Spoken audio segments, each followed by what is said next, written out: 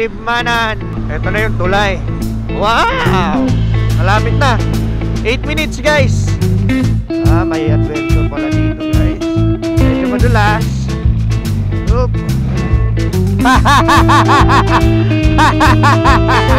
Napasabak na kayo sa trail.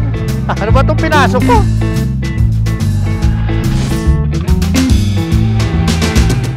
We are going guys. So ang ruta natin ngayon ay pupunta tayo ng Libmanan. Moto adventure tayo doon. Kasama natin si Ma'am Marivic, si Richard, si Ma'am Jessica, saka si Benji.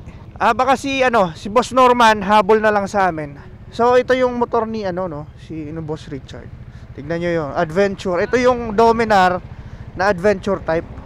Tignan nyo ginawa niya. Ganda no?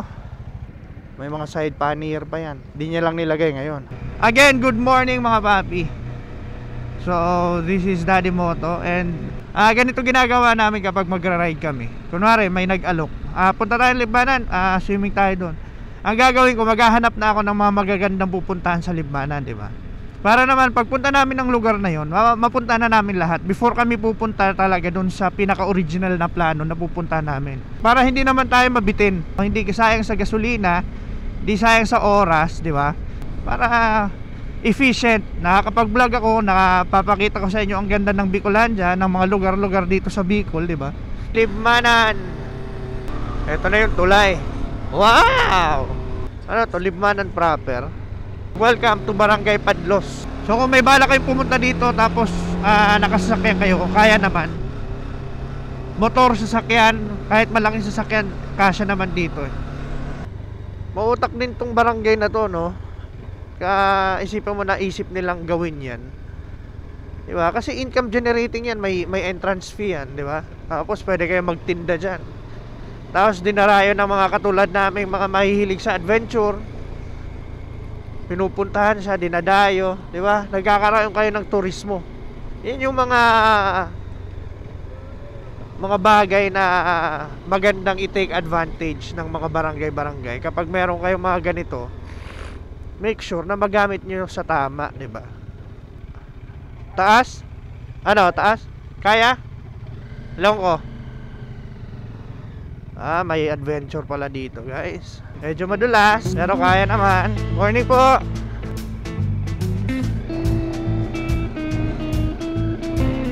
Oop.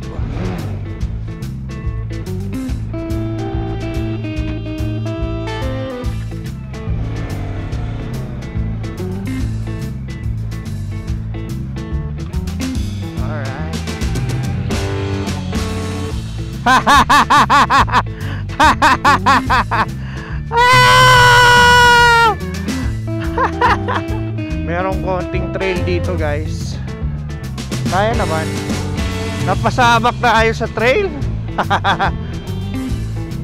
Diba? Ito yung sinasabing adventure. Malayo pa pala siya doon sa Bukana.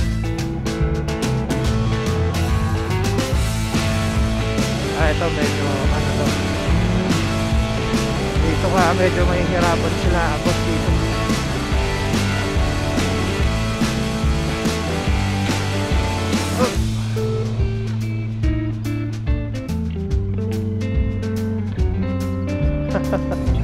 Ano ba itong pinasok ko?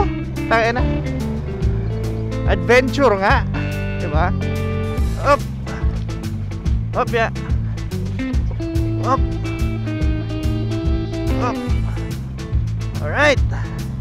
200 meters. Bulalakaw Hills mga papi.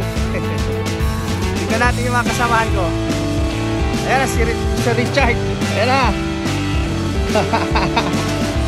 Let's go!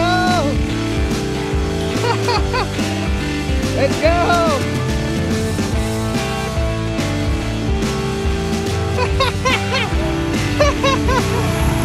Alright! Ba't ka man ang naglakad? Medyo mahirap dun eh. Malaki yung bato. Talaga? Pabalik na naman ako kanina. Boss! Boss!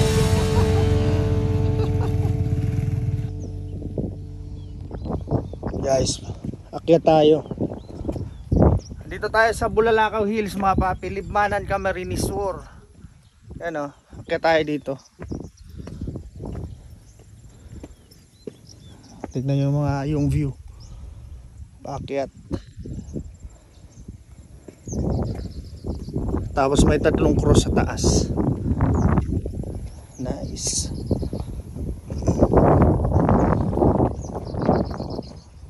Ganda ng view.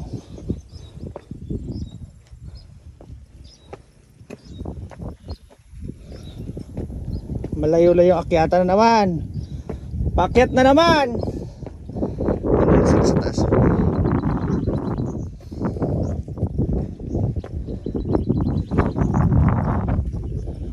Yan yung mga dome mga papi.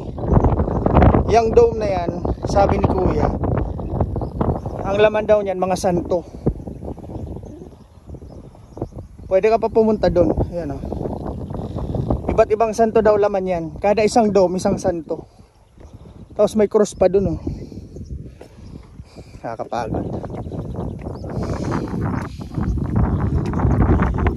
Ganda o. Mga hills. So lahat ng to na nakikita nyo mga papi, private daw yan. Woo!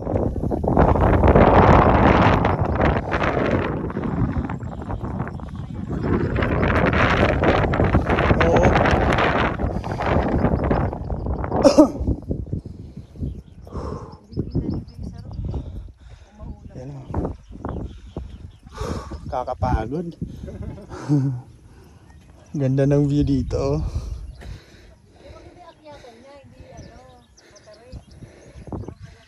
360 degrees na view. Ganda. Ayan yung mga dome mga papi. Ayan o. Tapos yung mga every dome, isang santo daw laman yan. So dadagdagan pa daw yan. Ganda o. Dito, you know.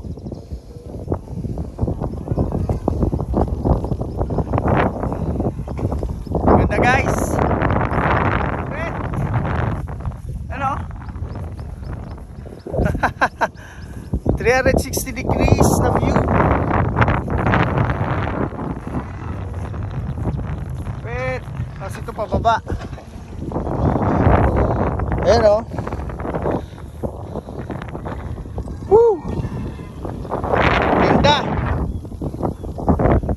Tayo to guys, Libmanan, Camarines Sur.